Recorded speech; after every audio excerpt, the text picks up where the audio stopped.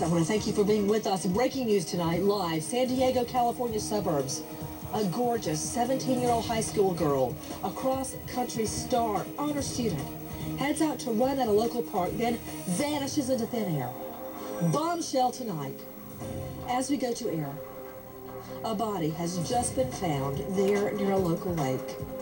Is it 17-year-old Chelsea King? It was made by one of the searchers looking from the water up on the shoreline, spotted something that looked suspicious, and investigated and found, by moving some small debris, found Chelsea's body. My first reaction was one of just pure horror for my daughter. It's an area that we had been searching extensively, and unfortunately just now found it due to the fact that she was in a shallow grave. My second reaction was one of hope that my daughter's still here and we're going to go find her. It was law enforcement personnel, the dive teams that were working their way from the lake up that tributary, and actually spotted her from the water. She was on the shoreline there, about 10 feet from the water line. It's the most horrific thing a parent could ever go through. Investigators with the Fugitive Task Force arrested 30-year-old John Albert Gardner III. Gardner is a registered sex offender in the state of California. They have this gentleman in custody, this predator. Every other word you can think of, he's going to lead us to our daughter. It's with great sadness this afternoon that we discovered shortly after 1 o'clock human remains near the water's edge in a shallow grave within the area in which our search efforts had been concentrated. Although positive identification has not been made, there is strong likelihood that we have found Chelsea. I have just left the home of Brent and Kelly King, where I shared this information. Obviously, they are devastated, and I ask that you respect their privacy during this extremely difficult time. Straight out to Phil Farrar, news anchor reporter at KOGO. He was there at the press conference today. Phil, what is the latest? The latest is, of course, what the sheriff said, Bill Gore. The body has been found. Now what they are doing is they are putting together their search efforts, because there have also been other reported assaults here. And on December 27th, a woman was reported assaulted here. In November, there was assault reported just north of here. So now they are gathering all of this information after discovery of this body in a shallow grave, the body of Chelsea King. Back to you. Phil Farrar is joining us there at Rancho Bernardo Park. Phil, again, thank you for being with us.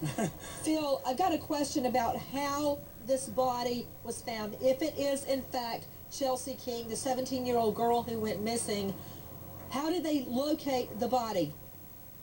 Nancy, this was one of the most extensive searches, from what we understand, in San Diego County history. She went missing last Thursday. Her father came to this area, saw her car. Then he notified police, San Diego police. It was turned over to the sheriff's department. On Friday, hundreds of people were out here, and they were searching about a 3-4 mile area. Then on Saturday, a rain-soaked day, more than 1,500 people came out here searching.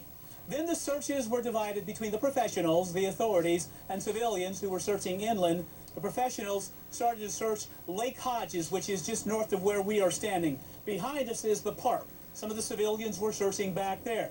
Then today, the searches continued with underwater and also scuba divers and cadaver dogs, unfortunately.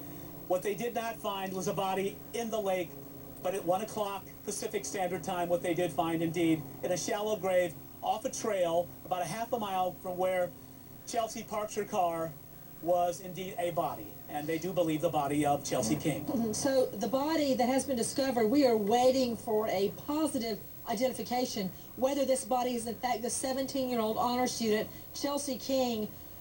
This case was first brought to my attention by Mark Klass, president and founder of Klass Kids Foundation. Weigh in, Mark. He's joining us from California also. Well, the first thing I'd like to do is offer my deepest condolence to Chelsea's family. This is just the worst possible news they could have heard. I've been involved in one way or another in 3 very high-profile cases down in in the San Diego area. First it was Danielle Van Dam, then it was Amber Dubois only last year, and now in the Chelsea case, although only peripherally because I've spoken with the family. And I can tell you that the response in San Diego was absolutely extraordinary. It may not only be one of the largest manhunts in San Diego history, it may very well be the quickest response and the quickest, largest manhunt in American history. To be able to get over 1,000 people there in the rain on a continual basis to search for this little girl, and to do it in a coordinated way, as has been done by the civilians who were led by the Laurel Recovery Center, my very good friends from Texas, and the authorities who were multi-jurisdictional, is just extraordinary, and I'm so terribly sorry it had to end this way. Back to Phil Farrar, a news anchor from KOGO, joining us there at Rancho Bernardo Park. Phil, I'm stunned about the person of interest, the suspect that has been taken into custody. Now, it's my understanding that he has not only attacked somebody else at this very same park, that he pled guilty for molesting a little 13-year-old girl. Why is he out wandering around? That's a good question. You know, prosecutors asked for more time. The psychiatrist who examined this individual, Gardner, we can't call him Mr., he said that he should have more time. I just want to get Phil Farrar, hold on. Elizabeth, put that back up right now. That first screen on John Albert Gardner III. He pled to lewd and lascivious behavior. Now, take a look at this.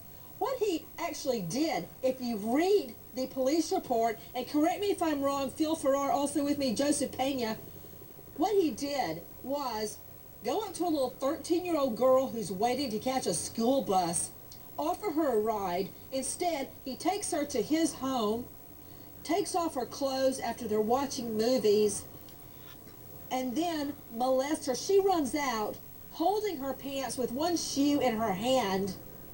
Now, tell me, explain to me, if you can, Phil Farrar, what he was doing out walking around with innocent people like 17-year-old Chelsea King. You know, he lives in a town called Lake Elsinore, and I have to say something about Mark Klass. Mark knows this area. He's been down here so many times, and Mark, we thank you for everything that you've done down here. He lives in a town called Lake Elsinore, which is about 50, 60 miles north of here. But here's the catch. His parents live about a mile from this park. He took that little girl to, this was 6, 7 years ago, to his parents' home. And now, here he is, last week, at this park, which is a mile away from his parents' townhome, once again scouring the area. In December, scouring this area.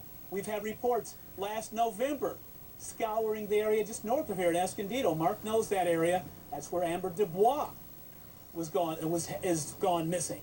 So the police and authorities and detectives and the sheriff's department, they want to talk to this guy. This guy's got some splaining. Okay, Liz, when you can, pull me up a picture of Amber Dubois. This is a case that we have covered here on our show, trying to get answers to her case. Everybody just found a body at Lake Hodges, California.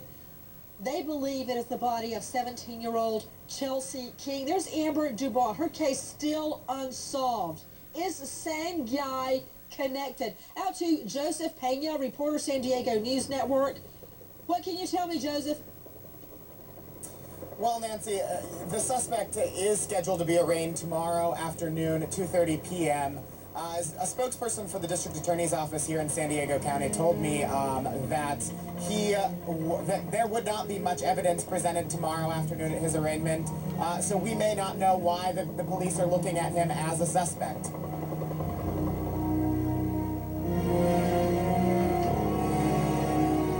Obviously, they're devastated.